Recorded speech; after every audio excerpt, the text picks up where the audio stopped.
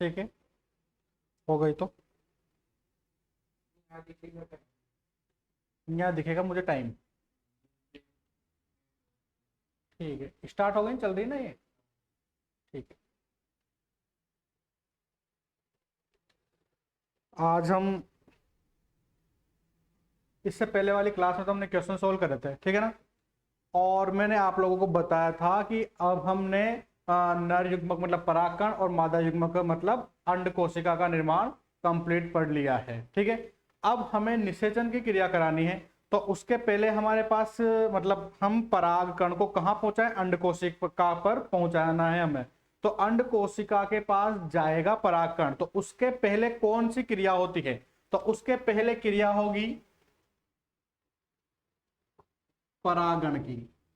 कौन सी क्रिया होगी, परागण की क्रिया होगी, ठीक है। तो आज हम कौन सा टॉपिक पढ़ने वाले हैं, परागण की क्रिया किसे कहते हैं, ठीक है। थोड़ा लंबा टॉपिक है लेकिन सिंपल टॉपिक है, बहुत ही ज्यादा सिंपल, कोई दिक्कत नहीं आएगी, ठीक है। अब देखते हैं हम सारे टॉपिक को अच्छे से।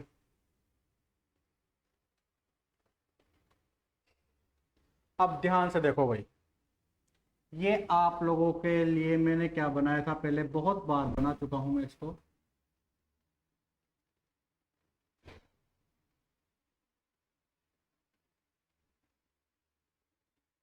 ये है हमारे पास पुंकेसर, ठीक है। और ये हमारे पास क्या है,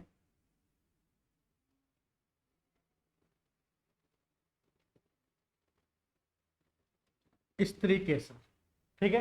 ये तो पुंकेसर है और ये क्या है, स्त्री केसर है, ठीक है। तो पुंकेसर के परागकण तो यहां बनेंगे परागकण, ये क्या बनेंगे यहां, पराग कण बनेंगे, ठीक है। परागकण ये रहे, बाहर निकाल लेते हैं,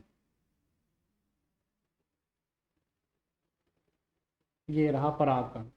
तो पुंकेसर के परागकण, या डायरेक्ट हम बोल सकते हैं, मतलब और लंबा बोले तो पुंकेसर के परागकोश, ये परागकोश है, परागकोश।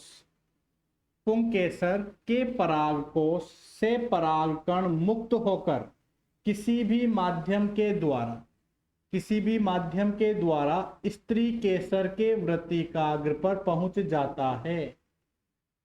ये यहां पहुंच गया, यहां से उड़कर यहां पहुंच गया, ठीक है। तो किसी भी माध्यम के द्वारा स्त्री केसर के वृत्तिकाग्र पर पहुंच जाता है, तो इस क्रिया को हम क्या बोलते हैं, परागण कहते हैं। अब किसी भी माध्यम के द्वारा, कौन से माध्यम हो सकते हैं, वायु के द्वारा जा सकता है, जल के द्वारा जा सकता है, वायु के द्वारा, जल के द्वारा, या फिर कीट के द्वारा जा सकता है, या किसी जंतु के द्वारा जा सकता है, मनुष्य के द्वारा, जंतु सब इसमें आ गए, ठीक है। तो वायु, जल, कीट ये मुख्य रूप से है, तो इनके द्वारा ये उड़कर कहाँ जा सकता है, स्त्री केसर के वृत्तिकाग्र पर जाता है। तो इस क्रिया को हम क्या बोलते हैं, परागण की क्रिया कहते हैं। आ गई होगी बात समझ में, मैं लैंग्वेज लिखता हूं, ध्यान से देखना, ठीक है। पुंकेसर के परागकोश से परागकण मुक्त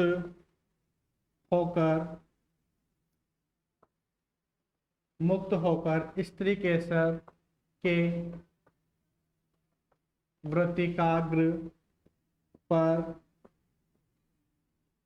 किसी भी माध्यम के द्वारा पहुंच जाता है, तो किसी भी माध्यम के द्वारा पहुंच जाता है तो उसे परागण कहते हैं। आगे बात समझ में, तो ये जो पुंकेसर का परागकोश से परागकण मुक्त होकर, तो ये पुंकेसर का परागकोश ये रहा, परागकोश से कौन मुक्त हुआ, परागकण मुक्त होकर स्त्री केसर का वृत्तिकाग्र ये रहा, स्त्री केसर के वृत्तिकाग्र पर किसी भी माध्यम के द्वारा, ये बहुत सारे माध्यम है, इन माध्यमों के द्वारा वृत्तिकाग्र पर पहुंच जाता है, तो इस क्रिया को हम क्या बोलते हैं? इस क्रिया को हम परागण की क्रिया कहते हैं। आगे बात समझ में कोई दिक्कत नहीं है, बहुत सिंपल है। ठीक है, अब देखो ये परागकण, जैसे अब देखो ये क्या है, इस डंडे को आप लोग समझोगे पादप, और इस पादप पे ये क्या उगाया मैंने, इसको समझोगे पुष्प। ठीक है, इस पुष्प में ये लंबा वाला भाग, इसको समझोगे स्त्री केसर, और ये वाला भाग मैंने बनाया ये पान की पत्ती के जैसा, मतलब ये पत्ती जैसा ऊपर वाला भाग, इसको समझोगे आप लोग पुंकेसर। क्या समझोगे? इसको समझोगे पुंकेसर। ठीक है, अब तो कोई दिक्कत नहीं रहेगी, ऐसा डायग्राम बनाऊंगा तो। ये तो डंडा तो क्या बना दिया हमने, ये डंडा समझ लो पादप है, पादप पर क्या उग रहा है? पुष्प उग रहा है।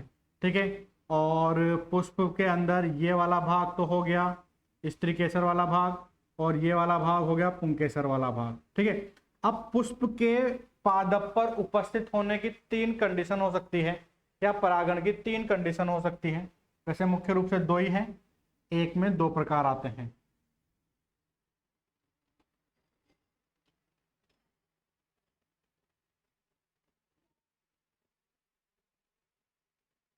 या तो क्या हो कि इस पुष्प के परागकण इसी के ऊपर गिर जाएं, या फिर इस पुष्प के परागकण इस पुष्प की वर्तिकाग्र पर गिर जाए।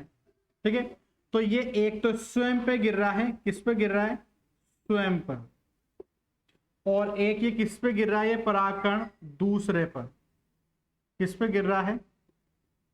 दूसरे पुष्प पर गिर रहा है। तो स्वयं पर गिर रहा है परागकण, इसलिए से हम क्या बोलते हैं? स्व परागण।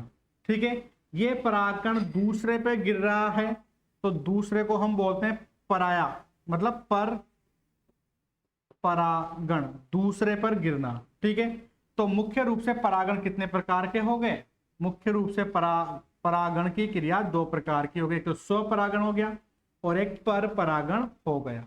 ठीक है, अब इसमें 2 कंडीशन आ जाती हैं। एक कंडीशन तो ये आप लोगों को बताए कि भाई इस पुष्प के परागकण इस पुष्प की वर्तिकाग्र पर गिर जाए, एक कंडीशन तो ये हो सकती है।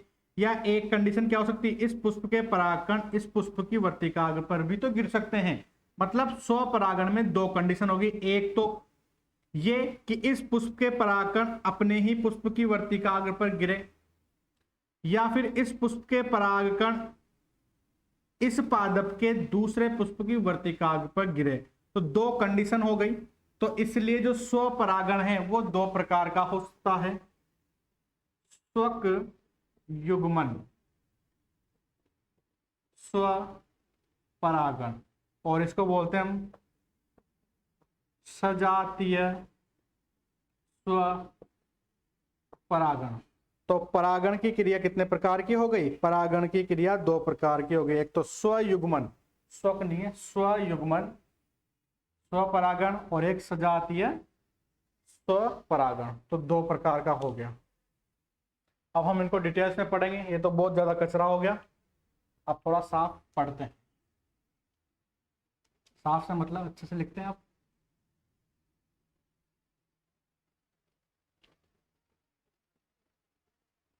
ठीक है, अब देखो परागण का मतलब क्या हो गया? परागण का मतलब समझ गया आप लोग। परागण का मतलब क्या है कि पुंकेसर के परागकोश से परागकण मुक्त होकर स्त्री केसर के वृत्तिकाग्र पर पहुंच जाए, तो इस क्रिया को हम क्या बोलते हैं? परागण की क्रिया कहते हैं। ठीक है, ये हो गया परागण। परागण कितने प्रकार का होता है? 2 प्रकार का। कौन सा परागण? एक तो स्व परागण, और एक दूसरा क्या है? पर परागण। स्वपरागण भी 2 प्रकार का होता है, स्व युग्मन, स्व परागण। दूसरा सजातीय स्व परागण।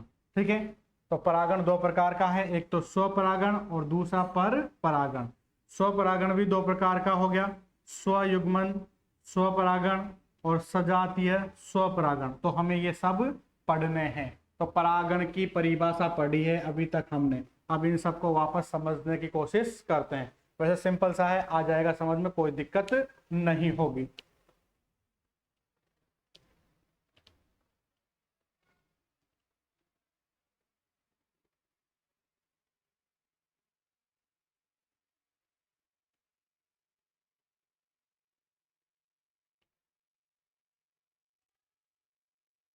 पहला टॉपिक पढ़ रहे हैं हम, स्वपरागण। ठीक है,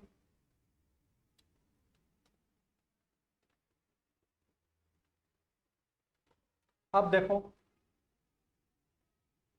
जब एक द्विलिंगी पुष्प, अब ये पादप है और ये पादप कैसा है, ये पादप भी द्विलिंगी है और पुष्प भी क्या है, द्विलिंगी है।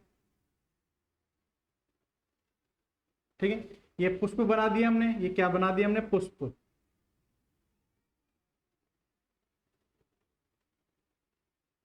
और ये क्या भाग बनाया हमने, अब समझ गए होंगे आप लोग,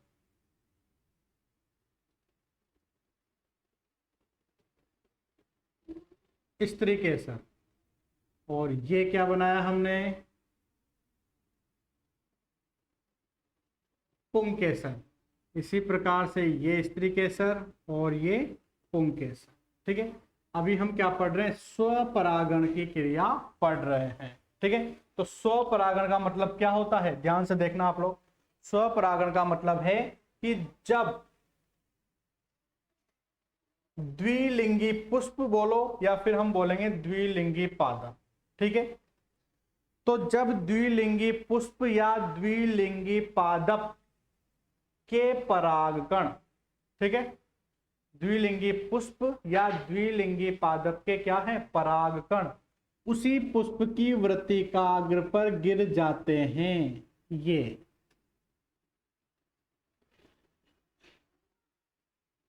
ठीक है, तो इस क्रिया को हम क्या बोलते हैं, स्वपरागण की क्रिया कहते हैं। मतलब ये एक पुष्प है और एक पुष्प, ये द्विलिंगी हो गया ना, द्विलिंगी का मतलब समझ गए ना आप लोग, कि ऐसा पुष्प जिसमें नर युग्मक और मादा युग्मक, ये नर युग्मक पुंकेसर, ये मादा युग्मक स्त्री केसर, तो नर युग्मक और मादा युग्मक दोनों एक ही पुष्प में हो तो उसे हम द्विलिंगी कहते हैं। या पादप की बात करें तो इस पादप में क्या हो, कि ऐसे पुष्प हो जो एक में तो नर युग्मक हो और एक में मादा युग्मक हो। तो जैसे सपोज करो यहां पर ये है, अब ये पुष्प तो एक लिंगी है क्योंकि इसमें मादा युग्मक नहीं है और इसमें नर युग्मक नहीं है, लेकिन ये पादप कैसा है, पादप तो द्विलिंगी है ना, क्योंकि इसमें नर युग्मक भी है और मादा युग्मक भी है। ठीक है, इसलिए हमने क्या कहा कि एक द्विलिंगी पादप, एक द्विलिंगी पादप, ये रहा द्विलिंगी पादप, और एक द्विलिंगी पुष्प, ये रहा द्विलिंगी पुष्प, के परागकण उसी पुष्प की वृत्तिकाग्र पर या तो स्वयं के ऊपर ही गिर जाए या फिर क्या हो कि इस पादप के अन्य पुष्प की वर्तिकाग्र पर गिर जाए, यहां से यहां आ जाए। तो स्वयं के ऊपर ही गिर रहे हैं दोनों कंडीशन में, यहां पर क्या होंगे, ये यहां गिर जाएंगे। ठीक है, तो अब इसकी दोनों परिस्थितियां मैं कर देता हूं, एक परिस्थिति तो ये रही और एक स्थिति ये कर देते हैं। क्या हो, पादप दोनों में देखो एक ही है, ये पादप और ये वाला भी ये पादप। ठीक है, इसमें पुष्प क्या है, द्विलिंगी, इसमें पुष्प एक लिंगी है, लेकिन दोनों पादप क्या है, समान है। तो पुष्प के परागकण उसी पुष्प की वर्तिकाग्र पर गिर जाए, तो स्वयं के ऊपर ही गिर रहे हैं ना, तो स्वपरागण। या फिर एक पादप के पुष्प के परागकण उसी पादप के अन्य पुष्प, ये अन्य पुष्प है, दूसरा पुष्प, ये दूसरा पुष्प रहा, दूसरे पुष्प की वर्तिकाग्र पर गिर जाए, तो ये पादप तो एक ही है ना, तो स्वयं पर ही गिर रहा है, तो इसे हम क्या बोलते हैं, स्वपरागण की क्रिया कहते हैं। बोर्ड पर एक मिनट देखो,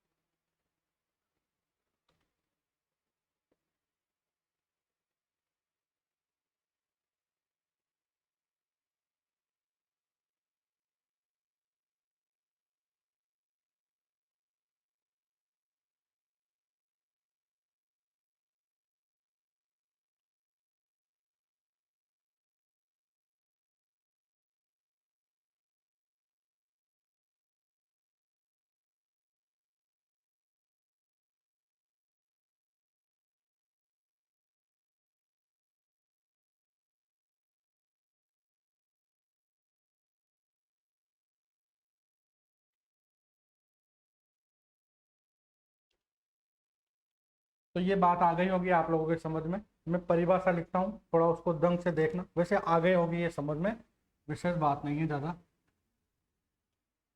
ठीक है,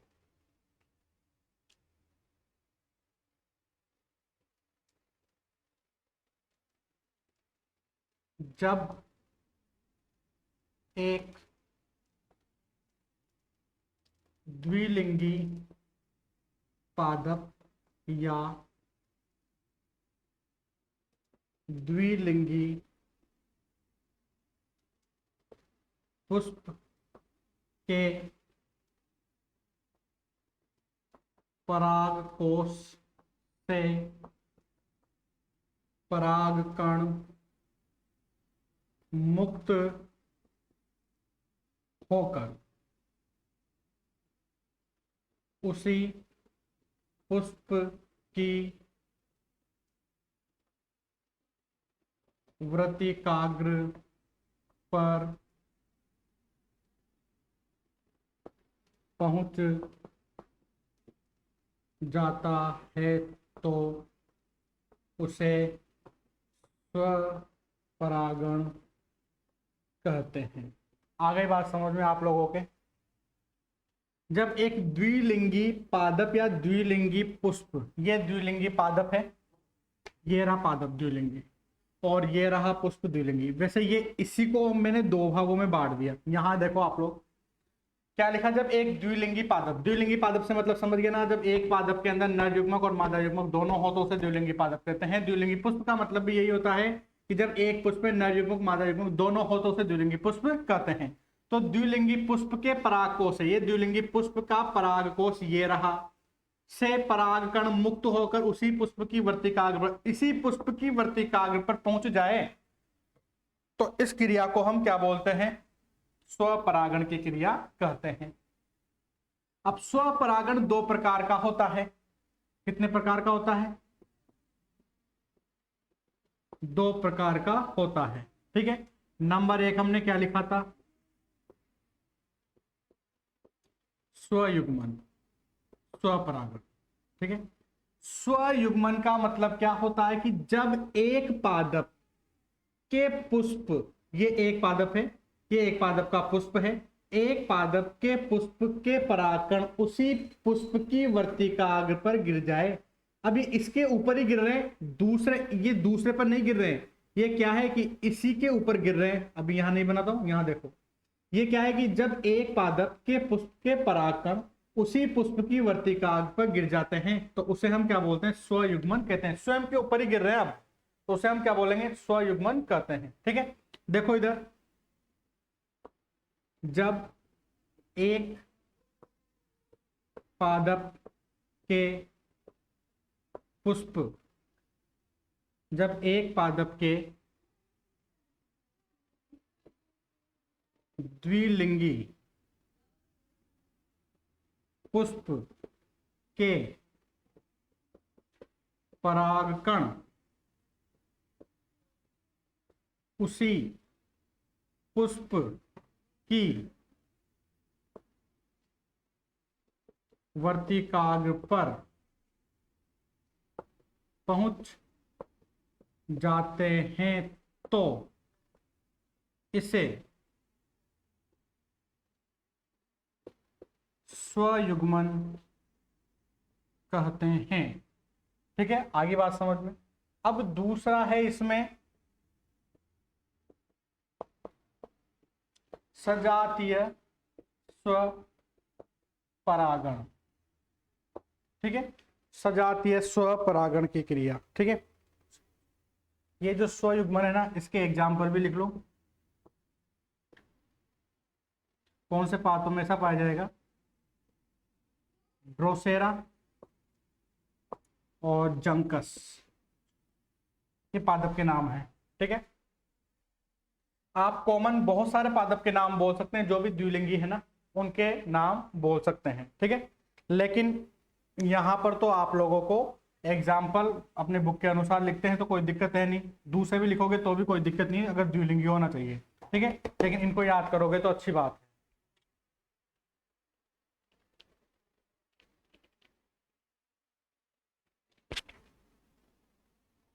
एक क्या हो जाता है,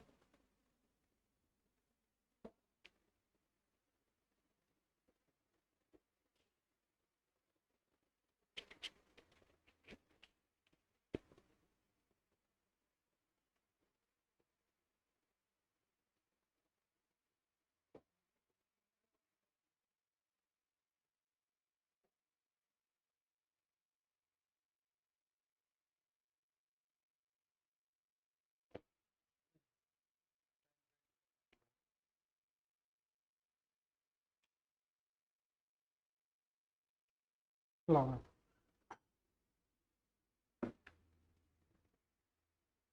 पता नहीं कब से तो बोल रहे तुम।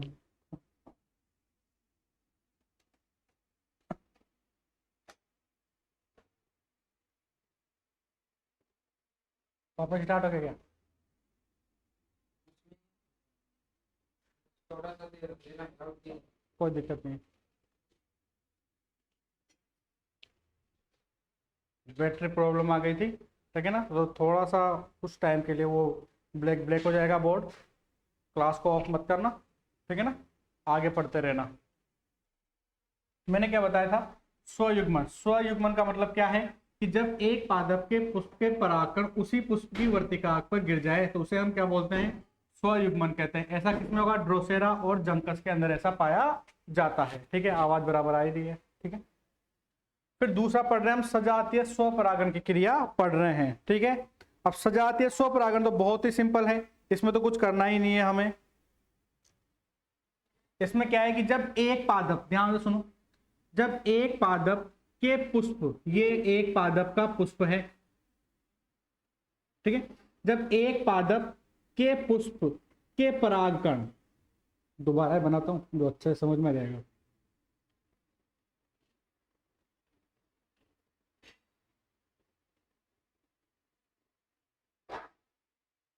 जब एक पादप, ठीक है, के पुष्प के परागकण, ठीक है, उसी पादप के अन्य पुष्प, ये उसी पादप के अन्य पुष्प की वर्तिकाग्र पर पहुंच जाते हैं तो इस क्रिया को हम क्या बोलते हैं, सजातीय स्वपरागण की क्रिया कहते हैं। आ गई होगी बात समझ में, ध्यान से देखो।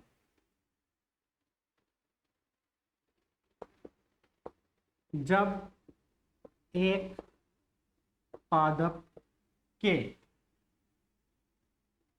जब एक पादप के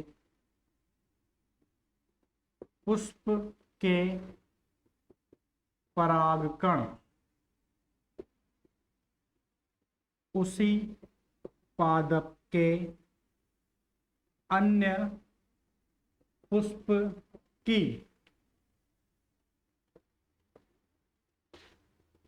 वृत्तिकाग्र पर पहुंच जाते हैं तो, पहुंच जाते हैं तो इसे सजातीय स्वपरागण कहते हैं। इसे क्या बोलते हैं, सजातीय स्वपरागण की क्रिया कहते हैं। एग्जाम्पल क्या लिखोगे, लिख दो, सभी द्विलिंगी पादप, या फिर क्या लिखोगे, गुड़हल। गुड़हल भी द्विलिंगी होता है, आम अमरूद कुछ भी लिख दो, सब द्विलिंगी है। सजातीय स्वपरागण तो आ गए आप लोगों के बात समझ में।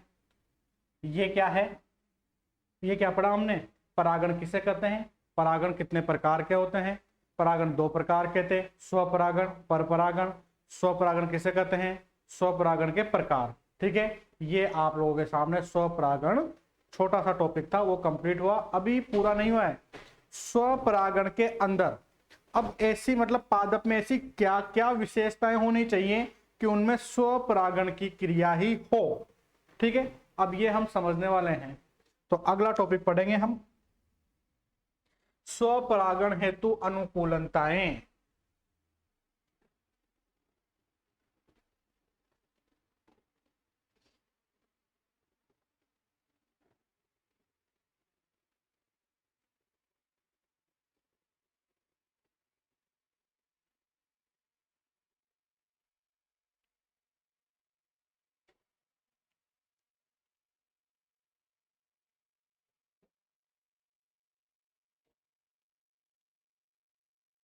क्या पढ़ेंगे अब हम?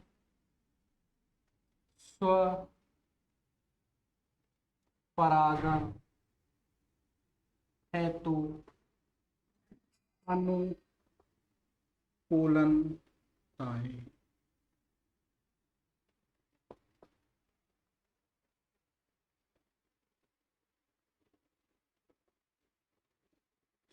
स्वपरागण हेतु अनुकूल मतलब पादप में क्या क्या विशेषताएं होनी चाहिए कि पादप में स्वपरागणी हो। अब कौन कौन सी विशेषता होनी चाहिए? पहली विशेषता तो क्या होनी चाहिए? पादप द्विलिंगी या उभयलिंगी होना चाहिए। ठीक है, पादप कैसा होना चाहिए?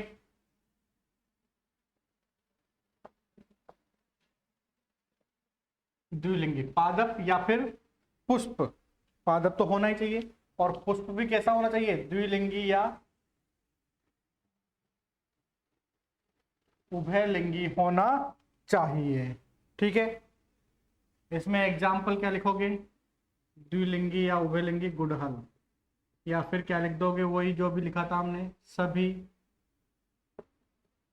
द्विलिंगी पादप इसमें आएंगे। ठीक है, अब स्वपरागण हेतु अनुकूलनताएं पढ़ रहे हैं तो पहली विशेषता क्या होनी चाहिए? स्वपरागण हेतु पुष्प में पुष्प कैसा होना चाहिए? द्विलिंगी होना चाहिए। ठीक है, स्वपरागण हेतु पुष्प कैसा होगा? द्विलिंगी होता है। बहुत मिस्टेक कर रहा है, बहुत मिस्टेक कर रहा है आज ये।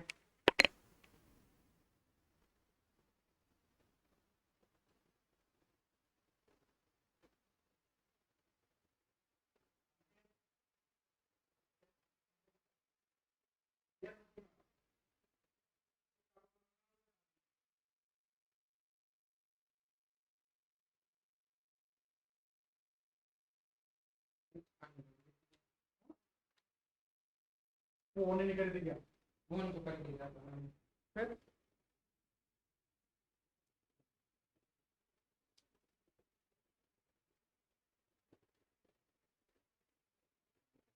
कितना टाइम हो गया उसको वीडियो को देखते हुए? 5 मिनट तब तो ये कुछ चलेगा इधर से। अब तो नहीं होगा नहीं।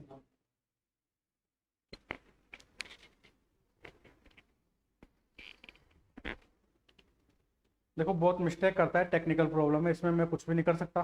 ठीक है ना, कल भी आई दी थी, बार बार में नेटवर्क रुक रहे थे, बार बार में वीडियो बंद हो रहा था, तो अपन ने क्वेश्चन क्वेश्चन करके ही रह गए थे। आज भी 2 बार तो प्रॉब्लम आ चुकी है। अब कोशिश करते हैं कि अब नहीं आएगी। कह के गया है बालक भाई नहीं आएगी, लेकिन ध्यान देखते हैं हम। अब देखो आप लोग, अब पादप कैसा हो, पुष्प कैसा होना चाहिए? द्विलिंगी या उभयलिंगी होना चाहिए। अब द्विलिंगी या उभयलिंगी का मतलब क्या बताया मैंने? अभी आप लोगों को बताया कि ये तो है पादप। ठीक है, इस पादप में ये क्या है? ये पुष्प है, ये स्त्री केसर है और ये पुंकेसर है। दिखाई दे रहा है अब आप लोगों को? तो अब सपोज करो कि इस पादप में क्या हो, इस पादप में क्या नहीं हो? या तो स्त्री केसर नहीं हो, ये स्त्री केसर मैंने साफ कर दिया, स्त्री केसर नहीं है। अभी ये एक लिंगी ही पादप है अब। ठीक है, पुंकेसर पाया जा रहा है तो एक लिंगी हो गया अब ये। अब जब ये एक लिंगी है तो क्या इसमें स्वपरागण हो सकता है क्या? कभी भी नहीं हो सकता। ठीक है ना, क्योंकि इसके परागकण कहां गिरेंगे? यहां तो वर्तिकाग्र नहीं है ही नहीं, तो कहां गिरेंगे? दूसरे किसी पुष्प पर गिरेंगे जाके। लेकिन इसी की प्रजाति का होना चाहिए पुष्प भी, ऐसा नहीं गुलाब चमेली पे जाके गिर जाए, ऐसा नहीं होगा। ठीक है, अब ये क्या होगा? अब इसमें कभी भी स्वपरागण की क्रिया नहीं हो सकती। तो इसलिए पहला जो मेन जो कैरेक्टर है इसका क्या होना चाहिए? पुष्प में पुष्प एक द्विलिंगी होना चाहिए। द्विलिंगी होगा तभी इसमें स्वपरागण की क्रिया होगी। तो पहला पॉइंट समझ में आ गया होगा। उदाहरण लिख दिए गुड़हल। दूसरा इसके अंदर क्या होना चाहिए? समकाल परिपक्वता का लक्षण पाया जाना चाहिए।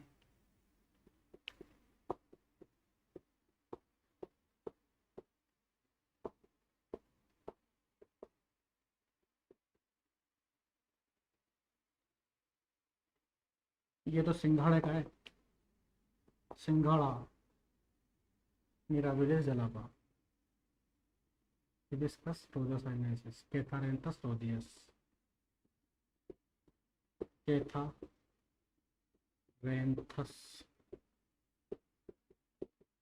रोजियस। इसमें क्या क्या नाम है? एक तो कैथारेंथस रोजियस, कैथेरेंथस रोजियस, कैथेरेंथस रोजियस सदाफुली, इसके ये एग्जाम्पल है। ठीक है, कैथेरेंथस रोजियस और ये सदाफुली। अब हम इसको समझते हैं ये क्या है, समकाल परिपक्वता। द्विलिंगी का तो एग्जाम्पल ये था, और समकाल परिपक्वता में जो एग्जाम्पल लिखोगे वो मिराबिलिस जलापा है और क्या है, कैथेरेंथस रोजियस सदाफुली का नाम होता है ये। अब समकाल परिपक्वता का मतलब क्या है, इसको समझते हैं अब हम। समकाल परिपक्वता का मतलब है कि इस पादप का जो ये द्विलिंगी पुष्प है, ये रहा द्विलिंगी पुष्प, ठीक है। तो समकाल परिपक्वता का मतलब है कि इसमें जो पुंकेसर और जो स्त्री केसर है वो दोनों एक ही समय परिपक्व होना चाहिए। जब दोनों एक समय परिपक्व होंगे तो ही उनमें निषेचन की क्रिया होगी। ठीक है, ऐसा नहीं होगा कि स्त्री केसर पहले परिपक्व हो जाए या पुंकेसर बाद में परिपक्व हो जाए, वो अलग कंडीशन आती है। ठीक है, लेकिन यहां पर स्वपरागण के लिए जो विशेषता है वो क्या विशेषता है कि जो द्विलिंगी पुष्प है उसमें कौन सा लक्षण होना चाहिए, समकाल परिपक्वता का लक्षण उसमें पाया जाना चाहिए। मतलब स्त्री केसर और पुंकेसर दोनों ही क्या हो, एक ही समय परिपक्व होना चाहिए। जब दोनों एक समय परिपक्व होंगे तो दोनों में नर युग्मक और मादा युग्मक एक समय बनेंगे और उनमें निषेचन की क्रिया आसानी से हो जाएगी। आप लोग इसमें बहुत सारे एग्जाम्पल ले सकते हैं हम, जैसे उदाहरण से देखते हैं। जैसे कोई एक छोटा बच्चा है, ठीक है, छोटा बच्चा नर है और एक जैसे छोटा बच्चा 5-7 साल का है, ठीक है, और बड़ी महिला 20-22 साल की है। ठीक है, अब इनमें नर युग्मक, इसमें जो नर युग्मक है वो तो शुक्राणु किसमें बनेंगे, बच्चे में बनेंगे, और मादा युग्मक जो अंडाणु है वो महिला में बनेंगे। अब महिला तो अंडाणु उत्पन्न करने के लिए वो तो परिपक्व है, उसमें तो अंडाणु बन रहे हैं, तो उसमें तो क्या होगा, आसानी से प्रजनन क्रिया होगी। लेकिन जो शिशु है अभी उसमें शुक्राणु का निर्माण होना प्रारंभ ही नहीं हुआ है, अभी वो पूर्ण रूप से परिपक्व ही नहीं है, तो उसमें क्या है, शुक्राणु नहीं बनेंगे तो प्रजनन क्रिया नहीं कर पाएगा। तो ऐसा ही क्या है, ऐसा ही यहां पर भी है। इसमें क्या है कि दोनों नर युग्मक और मादा युग्मक दोनों एक समय परिपक्व होंगे तो ही इनमें स्वपरागण होगा। मान लो ये तो परिपक्व नहीं है स्त्री के साथ, और परागकण क्या है, परिपक्व है, तो परागकण इसके ऊपर आकर गिर भी गए तब भी क्या होगा, निषेचन की क्रिया नहीं होगी, मतलब स्वपरागण नहीं होगा। तो अगला लक्षण क्या है इसमें कि ये समकाल परिपक्वता का लक्षण पाया जाना चाहिए। आ गई बात समझ में। फिर अगला इंपॉर्टेंट, ये क्वेश्चन पूछा जा चुका है, अनुन्मील्यता का लक्षण पाया जाता है। ठीक है, इसमें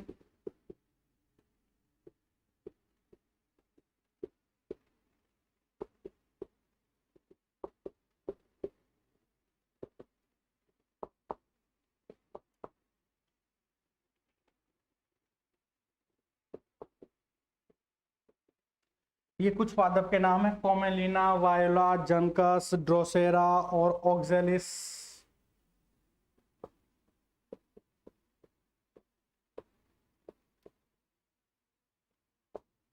ये सब क्या है, पादप है। ठीक है, इसमें हमें मोस्टली कौन सा याद रखना है, कोमेलिना, क्योंकि डायरेक्ट क्वेश्चन में पूछा जा सकता है कि अनुन्मील्यता का लक्षण किस में पाया जाता है, कोमेलिना में पाया जाता है, 1 नंबर में पूछा जा सकता है। अब ये तो हमारे पास 2 नंबर में आया हुआ क्वेश्चन है कि अनुन्मील्यता को समझाइए। अनुन्मील्यता या उन्मील्यता, अनुन्मिल्य नहीं था, क्वेश्चन आया था इसका अपोजिट, उन्मिल्यता किसे कहते हैं। ठीक है, अब जब अनुन्मिल्य समझ में आ जाएगा तो उन्मिल्य अपना यहाँ पे आ जाएगा, क्योंकि इसका जस्ट अपोजिट होता है। ठीक है, अब ध्यान से देखते हैं हम अनुन्मिल्यता क्या होता है।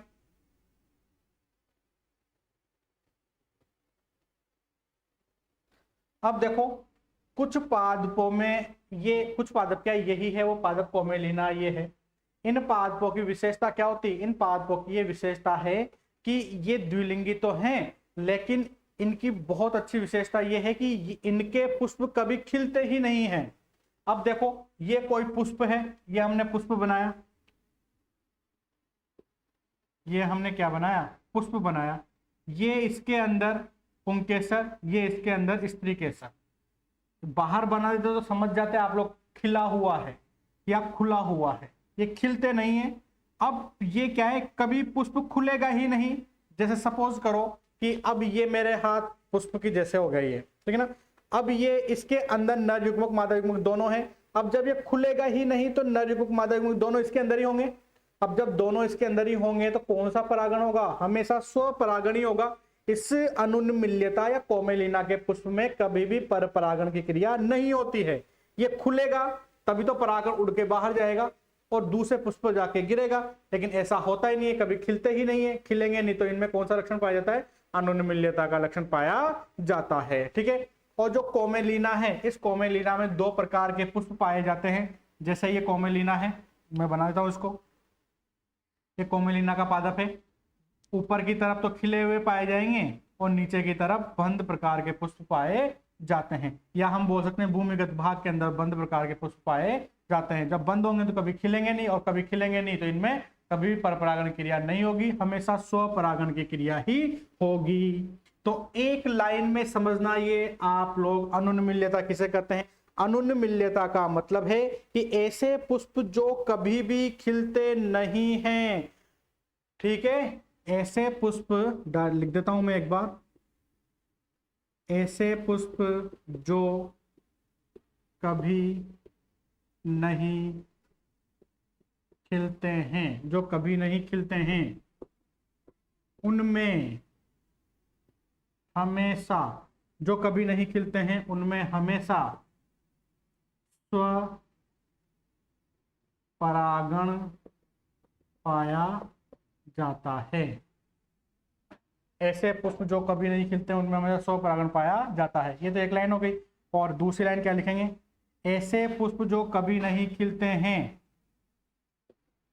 उनके इस लक्षण को अनुन्मिल्य कहते हैं। ठीक है, किसमें पाया जाएगा, ये कोमेलिना में या वायोला के अंदर पाया जाता है। कोई दिक्कत नहीं है ना, ये आप लोगों के ये टॉपिक कंप्लीट हो गया है। 3 टॉपिक हो गए ना। चौथा पॉइंट इसके अंदर, अब एक पॉइंट ये है कि पहला तो क्या होना चाहिए, पुष्प द्विलिंगी होना चाहिए। दूसरा क्या होना चाहिए, समकाल परिपक्वता होना चाहिए। तीसरा क्या होना चाहिए, अनुन्मिल्यता का लक्षण होना चाहिए। चौथा और कॉमन और इंपॉर्टेंट भी है कि स्व परागण में पुष्प पास पास स्थित होना चाहिए। आगे ना बात समझ में। मान लो ये एक पुष्प एक पादप पर यहाँ आ रहा है और इसी पादप पे बहुत दूर जाके ये कहीं आ रहा है, तो इनमें क्या होगा, स्वपरागण की क्रिया नहीं होगी। ठीक है, आ गई बात समझ में। तो ये स्वपरागण में क्या होना चाहिए, पुष्प भी क्या होना चाहिए, पास पास होना चाहिए। ये दूसरा पुष्प तो यहाँ के यहीं गिर जाए, तो ये स्वपरागण के अनुकूलनता है। इनमें क्या क्वेश्चन आया है वो क्वेश्चन मैं बोर्ड पे लिखता हूं, आंसर तो मैंने ये बता दिया आप लोगों को अनुन्मिल्यता का।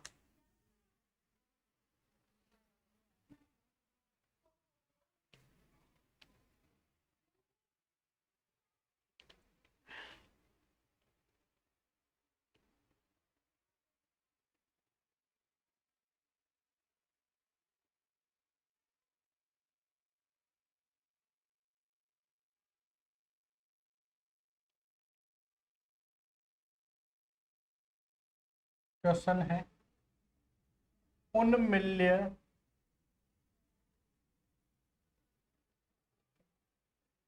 परागित या उन्मिल्य परागिण या हम क्या लिख सकते हैं परागित पुष्प से क्या तात्पर्य है। एक क्वेश्चन तो ये है इसमें उन्मिल्य परागित पुष्प, जो उन्मिल्य या अनुन्मिल्य पुष्प बताया था अभी आप लोगों को, तो उनमें क्या क्वेश्चन पूछा गया था, वो क्वेश्चन तो ये था, ठीक है ना। उन्मिल्य पुष्प से क्या तात्पर्य है, दिखाई दे रहा है सबको, बड़े लिखू क्या, लिखू क्या। दूसरा क्वेश्चन है इसमें, क्या अनुन्मिल्य पुष्प में, क्या अनुन्मिल्य पुष्प में पर परागण की क्रिया हो सकती है। यह क्वेश्चन पूछा गया है, ठीक है।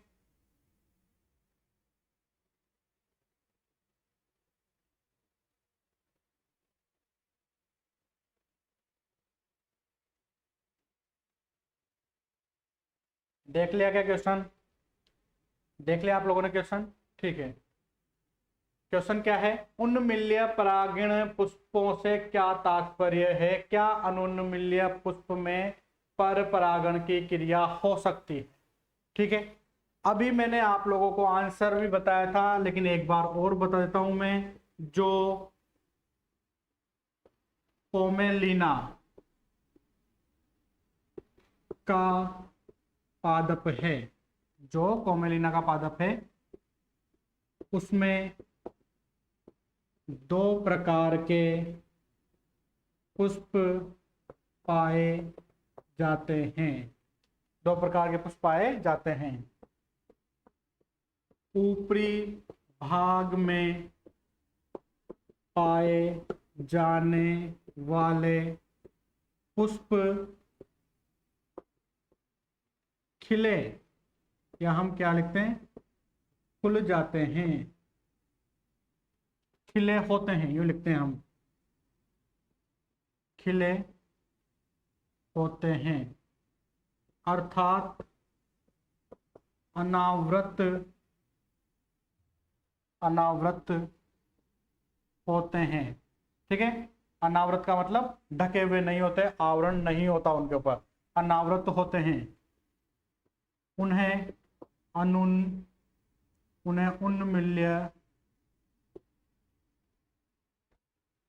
उन्मिल्य पुष्प कहते हैं। उन्हें क्या बोलते हैं हम, उन्मिल्य पुष्प कहते हैं, ठीक है। क्या अनुन्मिल्य पुष्प में पर परागण की क्रिया हो सकती है, नहीं हो सकती, कभी नहीं हो सकती। अभी मैंने आप लोगों को बताया था, नहीं हो सकती, नहीं हो सकती, ठीक है। नहीं हो सकती है, क्यों नहीं हो सकती पर परागण की क्रिया, क्योंकि अनुन्मिल्य पुष्प कभी खिलते ही नहीं है। जब खिलेंगे नहीं तो उनसे परागकण बाहर निकलेंगे नहीं, या कोई दूसरा परागकण उसके अंदर आएगा नहीं, तो उनमें पर परागण क्रिया नहीं होती है। ये क्वेश्चन देख लो आप लोग, ठीक है।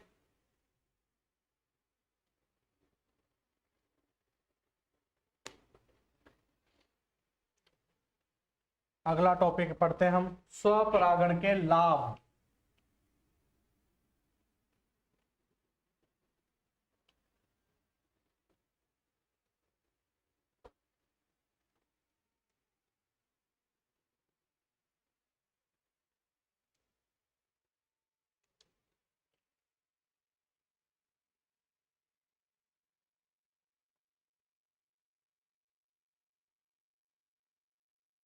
स्वपरागण के क्या क्या लाभ हैं। अब देखो, पहली बात तो ये एक पादप है, ये दूसरा पादप है, दोनों एक ही जाते हैं, समझ लो गुलाब गुलाब के, दोनों गुलाब के पादप है, ठीक है। अब इस पुष्प के परागकण इसके ऊपर ही गिर जाते हैं, स्वपरागण होता है। ठीक है, और इस पुष्प के परागकण इसके ऊपर जाकर गिरे तो ये क्या होगा, पर परागण, और ये क्या होगा, स्वपरागण। तो अब देखो पहली विशेषता क्या होगी, पहला लाभ क्या हो गया, स्वपरागण के लिए कम परागकणों की आवश्यकता होती है। मान लो इस परागकोश में 2, 4, 5, 10 ही परागकण बनते हैं। ठीक है, तो वो क्या होंगे, पास में है ये वर्तिकाग्र, तो ये वर्तिकाग्र पास में होने के कारण इस पे आसानी से गिर जाएंगे। सपोज करो कि इसके अंदर 5-10 बन रहे हैं, तो ये 5-10 उड़ते हुए यहां जाएंगे, लेकिन हो सकता है कि रास्ते में कोई कीट इसे खा जाए, कोई पक्षी से खा जाए, या बारिश आ जाए उस समय, या वायु का वेग ज्यादा नहीं हो, बहुत कम हो, या हवा उस समय तेज नहीं चल रही हो, या इसका प्रवाह इधर नहीं हो उधर हो। ठीक है ना, बहुत सारे कारण हो सकते हैं, तो वो वहां तक नहीं पहुंच पाएगा। वहां तक पहुंचने के लिए क्या हो, इसके अंदर बहुत सारे बनने चाहिए। बहुत सारे बनेंगे तो हो सकता है कि भाई 100 बने, 100 में से 99 नीचे गिर गए, एक कोई तो हो सकता है एक वहां पहुंच जाए। ठीक है, ऐसा हो सकता है। लेकिन स्वपरागण में पहली विशेषता क्या हो गई कि स्वपरागण के लिए पराग कणों की कम आवश्यकता होती है। आगे बात समझ में, कम आवश्यकता होती है, पहली विशेषता तो ये हो गई। ठीक है, अब देखो दूसरी विशेषता क्या है कि जब इस पुष्प के परागकण इसी पुष्प की वर्तिकाग्र पर गिरेंगे,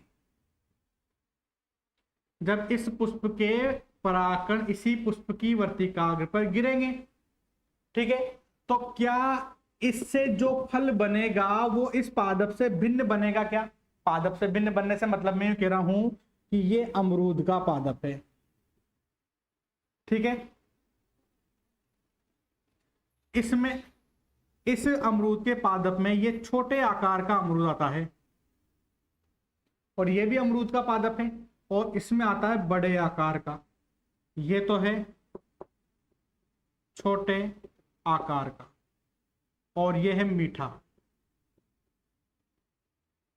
कैसा है ये, मीठा है। और ये है बड़े आकार का, लेकिन ये रहता है खट्टा। ये इसका है और ये इस पादप का है। ठीक है ना, तो इस पादप के परागकण इसके ऊपर ही गिर रहे हैं, तो बनने वाला जो अमरूद का फल होगा वो क्या बड़े आकार का हो जाएगा क्या, नहीं होगा, क्योंकि इसके जीन इसमें तो आ रहे हैं। ठीक है ना, आगे ना बात समझ में, या इसके जो परागकण है वो इसके ऊपर तो गिर रहे, तो ये भी बड़े आकार का होगा और खट्टा रहेगा, ये छोटा होगा और मीठा होगा। तो इसमें क्या है कि विशेषता, अगली विशेषता क्या है कि बनने वाली संतति समयुग्मकी प्रकार की होती है, मतलब समान प्रकार की होती है। कैसी होती है, समयुग्मजी संतति समयुग्मजी प्रकार की होती है। समयुग्मजी मतलब समझ गए ना, समान प्रकार की ही होगी, जैसा पादप वैसी संतति। ठीक है, तीसरा लक्षण, इसमें देखो यहां का परागकण आसानी से यहां गिर जाएगा, लेकिन यहां का उड़ता हुआ वहां जाना हो इसको तो नहीं पहुंच पाएगा, पहुंचेगा पर परागण की क्रिया में, लेकिन बहुत सारे क्या हो सकता है। ठीक है ना, तो इसमें तो क्या है आसानी से निषेचन हो जाता है, लेकिन उसमें निषेचन उसमें भी होगा लेकिन थोड़ी कठिनाई से होगा। तो अगली विशेषता क्या होगी, स्वपरागण में निषेचन की क्रिया निश्चित संभव है। मतलब निषेचन की क्रिया, डायरेक्ट लिख दो, निषेचन की क्रिया आसानी से, निषेचन की क्रिया आसानी से हो जाती है। ठीक है, निषेचन की क्रिया क्या होगा, इसमें आसानी से हो जाती है। अब देखो पर परागण की क्रिया में तो क्या होगा, परागकण को यहां से वहां जाना है। पर परागण में इसको हटा देते हैं, अच्छा लग रहा बीच में, यहां से वहां जाना है, तो परागकण यहां से वहां जाएगा तो इस वृत्तिकाग्र को या पुष्प को बड़ा होना चाहिए, ये बड़े आकार का हो, बड़े आकार का होगा तो आसानी से जाके चिपक जाएगा। दूसरी बात, यहां से कोई कीट उसको ले जाएगा तो वो वहां इस पुष्प से उस पुष्प पर क्यों जाएगा? जब वो पुष्प सुंदर और आकर्षक होगा, बड़े आकार का होगा, तभी तो वहां जाएगा। तो अगली विशेषता क्या है इसकी कि स्वपरागण के लिए पुष्प का सुंदर, आकर्षक और बड़े आकार का होना आवश्यक नहीं है। ये पास में है, जैसे हल्की सी हवा भी चलेगी या पादप कंपन होगा, कंपन वाला हल्का सा अगर हवा से हिलेगा तो इसके परागकण इस पे आसानी से गिर जाएंगे। आगे बात समझ में?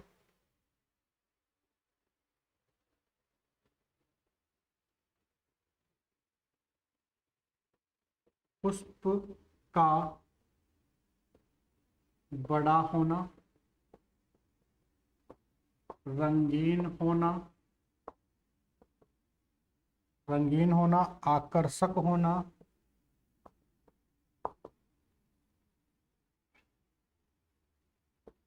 मकरंद, मकरंद का मतलब शहद, मकरंद युक्त होना,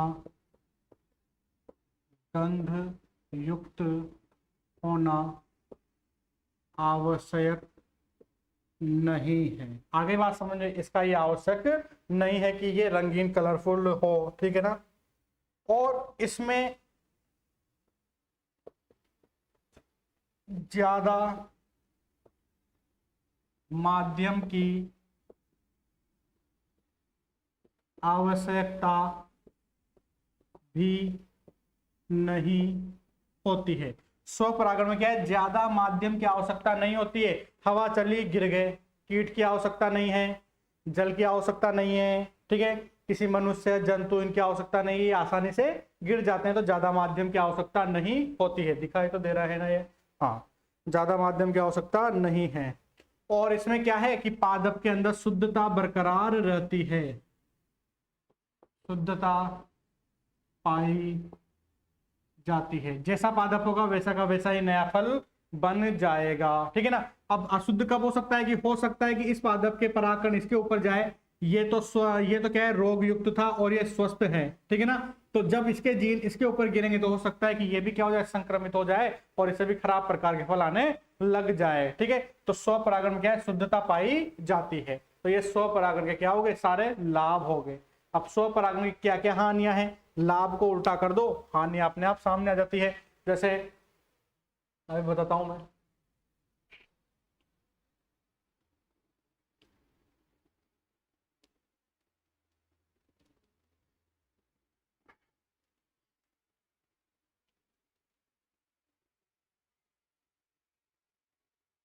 ऑनलाइन में एक फायदा तो है। क्या फायदा है? जैसे मैंने बोला, ठीक है, एक बार समझा दिया। सपोज किसी को कोई वर्ड समझ में नहीं आया तो वापस रिकॉर्डिंग को पीछे कर लो, टीचर ने क्या बोला आसानी से समझ में आ जाता है, ठीक है। स्वपरागण की हानियां,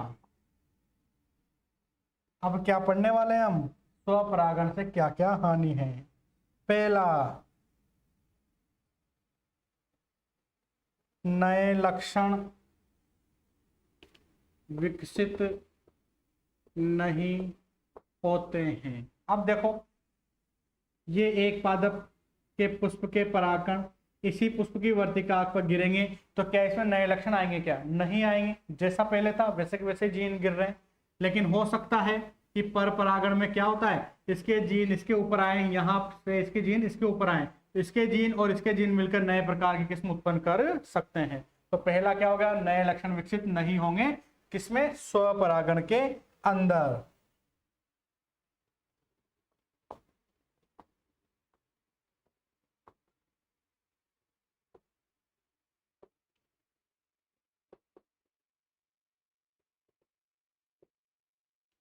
इसमें क्या होता है, अगला पॉइंट है, प्रतिरोधक क्षमता क्या होती है, कम पाई जाती है। जब एक ही पादप में बार बार, एक ही पादप के पुष्प में बार बार निषेचन की क्रिया होती जाती है, ठीक है ना।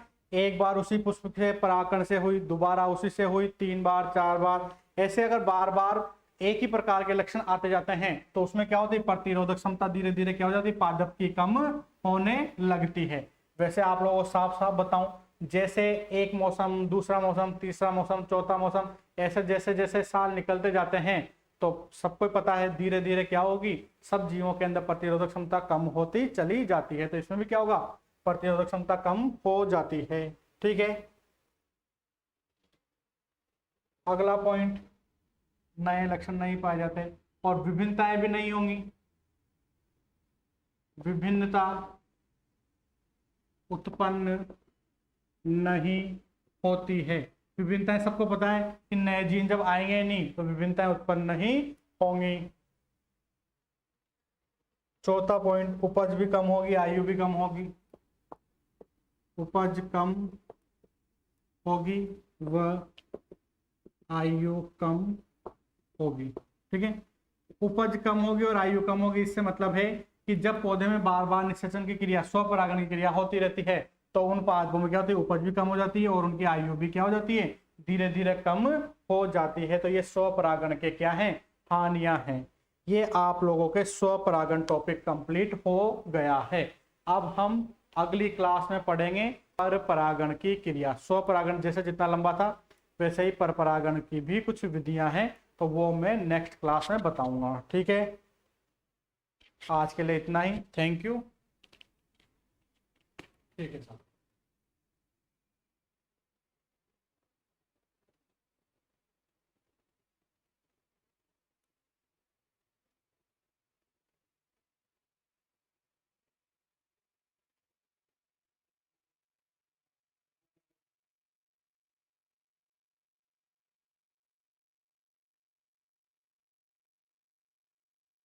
इन्हें रोक दो।